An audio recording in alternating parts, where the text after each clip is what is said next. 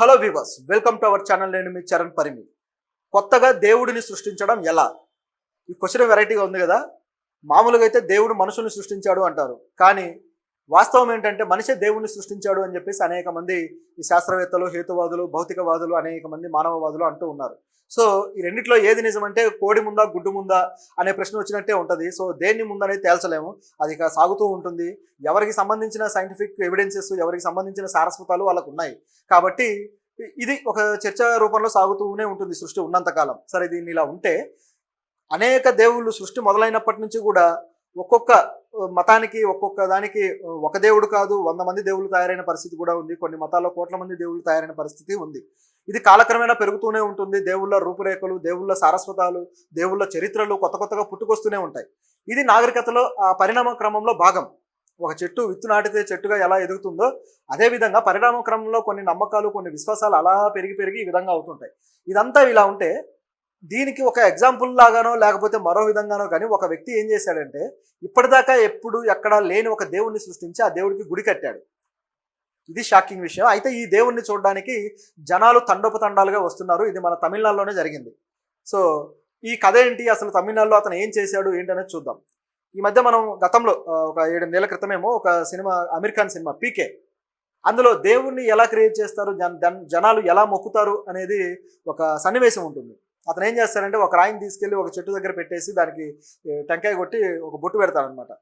So దాంతో జనాలందరూ అలా అక్కడికి వచ్చేసి ఏ దేవుడు, ఏం పేరు, ఏం చేస్తాడు అనేది కూడా ఆలోచించుకుని మొక్కుతుంటారు. అంటే ఇది ఒక మతానికి సంబంధించిన సెటైర్ అని కాదు, మనుషుల్లో ఉండే మూఢ విశ్వాసానికి సంబంధించిన సెటైర్. మనకు నచ్చిన దేవుడిని మనం కొలుస్తాం, కాకపోతే ఆ దేవుడు ఏంటి అనే ఒక దానికి సంబంధించిన మినిమం ఒక కామన్ సెన్స్, మినిమం సబ్జెక్ట్ తెలిసి ఉండాలి కదా. ఆ ప్రయత్నం కూడా చేయరు అనేది ఆ సినిమాలో ఒక సెటైర్ అనమాట. మనం తర్వాత చూసుకున్నా కూడా ఈ మధ్య కాలంలో కూడా అనేక మంది బాబాలు వాళ్ళు చేసే విన్యాసాలు చెప్పనలవి కానివే, వాళ్ళ మీద కేసులు ఉన్నా, వాళ్ళు ఎన్ని రకాల దుర్మార్గాలకు పాల్పడుతున్నా ప్రజలు వెళ్తూనే ఉంటారు. ఇది ప్రజలకు ఉన్న ఒక విధమైన జాడ్యం అనమాట, ఒక మాస్ హిస్టరీ అనొచ్చు దీన్ని. సో ఈ విధంగా జరుగుతూ ఉంటుంది. అయితే దీన్ని క్యాచ్ చేసుకుందామని ప్లాన్ చేశాడా లేకపోతే గిన్నిస్ రికార్డులు కొడదామని ప్లాన్ చేశాడో తెలియదు, కానీ తమిళనాడుకు చెందిన సేలం జిల్లాలోని ఒక ఊరిలో ఒక అతను ఏం చేశాడంటే ఒక దేవుడిని సృష్టించి గుడి కట్టాడు. ఆ దేవుడు ఎవరంటే ఏలియన్. ఒక ఏలియన్స్ అంటే మనం ఏం చేస్తాం, గ్రహాంతర జీవులు. వాటిని మనం ఎలా చూస్తాం, హాలీవుడ్లో సినిమాల్లో చూసినట్టుగా, ఒక స్పీల్బర్గ్ సినిమాల్లో కావచ్చు, లేకపోతే జేమ్స్ కెమెరూన్ సినిమాల్లో కావచ్చు. ఇలాంటి సినిమాల్లో మనం కొన్ని విచిత్రమైన ఏలియన్స్ని చూస్తుంటాం. వార్ ఆఫ్ ది వరల్డ్స్, లేకపోతే ఎక్స్ట్రా టెరిస్ట్రియల్, లేకపోతే అవతార్, జేమ్స్ కెమెరూన్ అవతార్. ఇవన్నీ కూడా గ్రహాంతర జీవులు.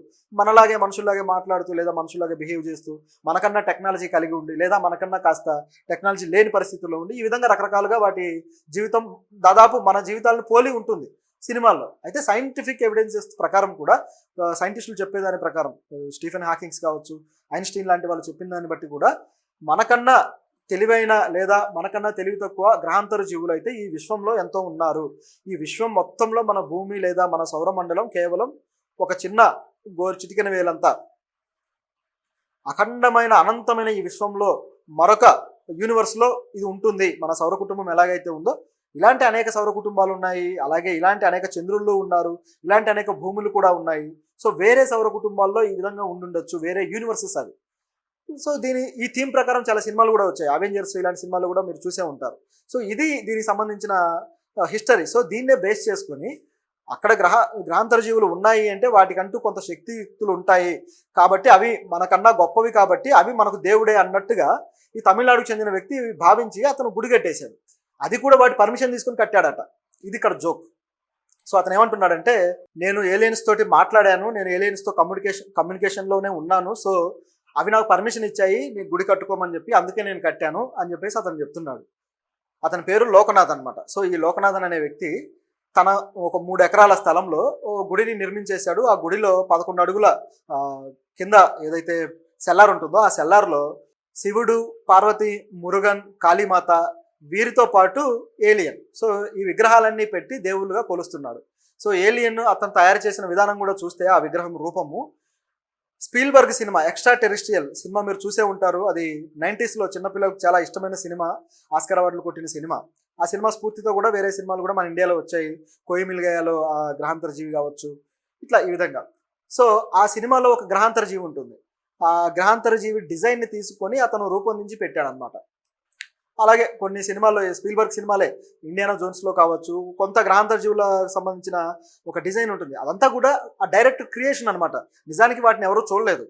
సో ఆ డైరెక్టర్ ఏదో కొన్ని ఆలోచించుకొని క్రియేట్ చేశాడు. ఆయన ఆలోచనలో కూడా గమనిస్తే ఆ డైరెక్టర్ గతంలో ఒక ఇంటర్వ్యూలో చెప్పాడనమాట స్పీల్బర్గ్ గారు. సో అది నేను విన్నది చూసింది ఏంటంటే, ఐన్స్టీన్ గారు, ఐన్స్టీన్ ఫేస్ ఉంటుంది కదా, ఆయన ఫేస్ నుంచి కొన్ని ఫీచర్స్ తీసుకొని, అలాగే మనిషి కోతి నుంచి వచ్చాడంటారు కదా ఏప్స్, సో ఆ ఏప్స్ నుంచి కొన్ని ఫీచర్స్ తీసుకొని ఇట్లా ఒక గ్రహాంతర జీవిని డిజైన్ చేశారనమాట. సో దాని వాయిస్ని కూడా కొంత మార్చి డిఫరెంట్గా ఏదో జంతువుల వాయిస్ లాగా పెట్టి ఒక టైప్లో చేసి దాన్ని ఆయన సినిమాలో చూపించడం జరిగింది. అది చాలా పాపులర్ అయిపోయి ఎంత నమ్మారంటే జనాలు, నిజంగా గ్రహాంతర జీవులు అంటే ఇలాగే ఉంటాయేమో అని నమ్మిన పరిస్థితి ఉంది. సో ఆ విధంగా గ్రహాంతర జీవిని ఆయన సినిమాలో చూపిస్తే చివరికి ఈయన ఏం చేశాడంటే, ఈ లోకనాథన్ అనే వ్యక్తి గ్రహాంతర జీవి అంటే ఇలాగే ఉంటుంది కదా అని ఆయన కూడా భ్రమించి ఆ విధంగా తయారు చేసి పెట్టాడు. ఇది పరిస్థితి. సో ఆయన చేసిన బొమ్మను బట్టి చూస్తే ఈయన గ్రహాంతర జీవులతో కమ్యూనికేషన్లో ఉన్నది అబద్ధం అని తేలిపోతుంది. మరి అని ఈజీగా తెలిసిపోతుంది. పైగా ఆయన చెప్పడం ఏంటంటే, గ్రహాంతర జీవుల దగ్గర ఒక రేడియేషన్ ఉంటుంది కాబట్టి దాన్ని తట్టుకోవాలంటే మనం అరిటాకులు చుట్టుకొని వెళ్ళాలి అంట. రేడియేషన్ని అరిటాకులు చుట్టుకొని కంట్రోల్ చేయడం అనే కాన్సెప్ట్ మరి ఆయనకు మరి ఎక్కడ తట్టిందో ఏంటో తెలీదు. సో ఈ విధంగా చెప్తున్నాడు. ఇట్లా ఈయన పిచ్చి పిచ్చిగా ఈయన మాటలు ఉన్నాయి గమనిస్తే. కాకపోతే నీ ప్రపంచంలో ఏలియన్స్ గుడి కట్టిన మొట్టమొదటి వ్యక్తి నేనే అని చెప్పేసి ఆయన ప్రకటించుకోవడం జరిగింది. దీన్ని బట్టి గమనిస్తే ఒకటి అర్థమవుతుంది ఏంటంటే, కేవలం ఏలియన్స్కి గుడి కట్టాను అన్న క్రెడిట్ కోసం ఈయన ఈ విధంగా చేశాడు. అయితే అతను అసలు ఏలియన్స్ను ఎందుకు మీరు ఈ విధంగా విగ్రహం చేసి గుడి కట్టించారు అని చెప్తే అతను ఏమంటున్నాడంటే, ఈ ఏలియన్స్ ప్రకృతి వైపరీత్యాల నుంచి మనల్ని కాపాడతాయి కాబట్టే నేను గుడి కట్టాను, వాటికి ఆ శక్తి ఉంది, మనకు అవి ఎంతో మేలు చేస్తున్నాయి అని చెప్పేసి లోకనాథన్ అంటున్నాడు. సో ఇది ఆశ్చర్యకరమైన విషయం. అసలు ఏలియన్స్కి ఏం శక్తి ఉంది అనేది ఇతనికి ఎలా తెలుసు? ఇతను కమ్యూనికేట్ చేశానంటున్నాడు, అది ఎంతవరకు నిజము, ఏ విధంగా ఏ టూల్స్తో కమ్యూనికేట్ చేశాడు, ఇట్లా చాలా ప్రశ్నలు ఉన్నాయన్నమాట. సో అవేం దేవుళ్ళు కాదు, వాటికి ఏ విధంగా శక్తి ఉంటుంది అనేది మొదటి క్వశ్చన్. మన మామూలుగా అయితే సైంటిస్టులు ఏం చెప్తున్నారంటే, ఏలియన్స్కి మనం దూరంగా ఉండటం మంచిది, వాటికి తిక్కర అయిందంటే భూమిని నాశనం చేయడానికి కూడా వెనుకాడడం అనే వాదన కూడా లేకపోలేదు. స్టీఫెన్ హాకింగ్ లాంటి గొప్ప సైంటిస్ట్, ఆయన గతంలో ఐ థింక్ ఒక 10 years బ్యాక్ అనుకుంటా, ఆ ఏలియన్స్ ఏ విధంగా ఉండొచ్చు అనే దాని మీద ఆయన కొన్ని థీరీస్ చెప్తే దాని ప్రకారం ఒక యానిమేషన్ డాక్యుమెంటరీ కూడా రూపొందించారు. సో అది డిస్కవరీ ఛానల్లో కూడా ఆ రోజుల్లో బాగా వైరల్ అయిందనమాట, ట్రెండింగ్ అయింది.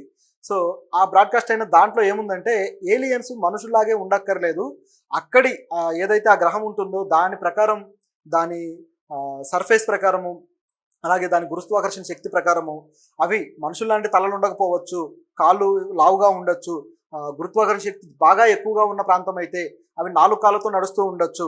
అంటే జంతువుల్లాగా, లైక్ ఇప్పుడు మనకు డొమెస్టిక్ యానిమల్స్ లేకపోతే వైల్డ్ యానిమల్స్ ఎలాగైతే ఉన్నాయో ఆ విధంగా వాటి లక్షణాలు కూడా ఉండుండొచ్చు, మనకన్నా తెలివైనవే అనుకోవడానికి కూడా లేదు అని చెప్పేసి స్టీఫెన్ హాకింగ్స్ కూడా చెప్పడం జరిగింది.